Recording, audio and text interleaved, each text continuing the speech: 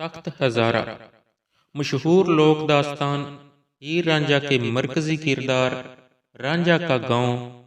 یہ تاریخی قصبہ ضلع سرگودا میں کوٹ مومن سے 30 کلومیٹر مشرق میں دریائے چناب کے کنارے پر واقع ہے۔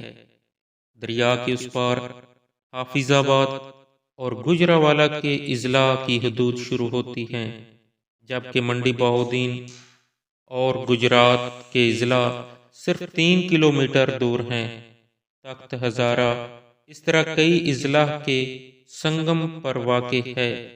رانجھا کا مشہور آبائی گاؤں تخت ہزارہ ایک منفرد شناخت اور تاریخی حیثیت رکھتا ہے۔ جب مغلیہ سلطنت کا زوال شروع ہوا تو تخت ہزارہ لاقانونیت کا شکار ہو گیا، کیونکہ سکھ جنگجوؤں کے گروہ نے علاقے کو لوٹنا شروع کر دیا۔ انہوں نے تاریخی شہر کو تباہ کر دیا۔ باشندوں کی ایک بڑی تعداد شہر چھوڑ کر محفوظ مقامات پر منتقل ہو گئی۔ 1785 کے آس پاس لوگوں نے یہاں دوبارہ آباد ہونا شروع کیا۔ اس طرح مختلف اتار چڑھاؤ سے گزرنے کے بعد شہر ایک چھوٹے سے گاؤں میں بدل گیا۔ اس جگہ کے دائرے کے 80 کلومیٹر کے ارد گرد 7 دروازے ہیں۔ تخت ہزارہ اور تخت محل 2 بڑے اور مشہور دروازے تھے جو تخت ہزارہ یا تخت محل میں داخل ہوتے ہیں، اور اسی وجہ سے اس کا نام تخت ہزارہ پڑا۔ تخت ہزارہ رانجھا سے وابستگی کی وجہ سے مشہور ہوا، جس کی کہانی سید وارث شاہ نے لکھی۔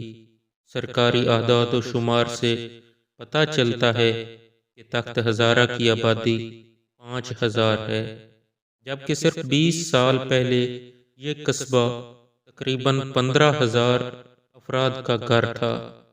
روزگار کے مواقع اور کاروباری وسائل کی کمی کی وجہ سے آبادی میں کمی آئی ہے۔ روزی کی تلاش میں نقل مکانی کرنے والوں کی تعداد بتدریج بڑھ رہی ہے۔ یہاں عمارتیں قدیم چھوٹی اینٹوں سے بنی ہیں جو گزرتے وقت کی یاد تازہ کرتی ہیں۔ تخت ہزارہ صرف رانجھے کی وجہ سے مشہور ہوا، اس کے علاوہ یہاں کی تاریخی اعتبار سے کوئی تاریخ نہیں جو اس گاؤں کی تاریخ کو اجاگر کرے۔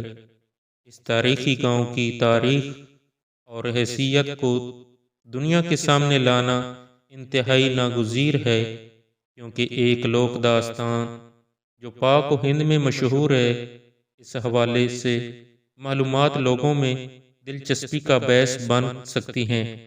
جو لوگ اس کہانی سے واقف ہیں وہ یہاں آ کر بھی دیکھنا چاہیں گے۔ تخت ہزارہ